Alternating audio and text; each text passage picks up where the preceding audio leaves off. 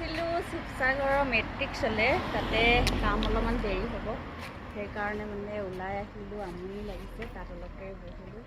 এয়া শিৱসাগৰ পুখুৰী পাৰলৈ বুলি ওলাই আহিলোঁ, আৰু ইয়াত ভাল লাগে এনেই মাজে মাজে আমি আহি থাকোঁ মানে আহি থাকোঁ। আৰু এয়া দেখিছে শিৱসাগৰৰ পুখুৰীটো, আপোনালোকে দেখা নাই যদি ভালকৈ আজি চাই লওক।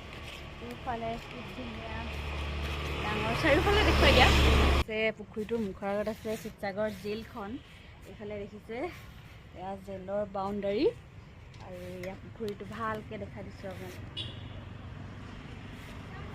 এয়া দূৰত আছে দৌলটো দেখিছে, সিপাৰে আছে, সিপাৰে মানে বহুত মানে এতিয়া কলেজৰ ল'ৰা ছোৱালীবিলাক বহি আছে, সেইকাৰণে আমি এপাৰলৈ গুচি আহিলোঁ।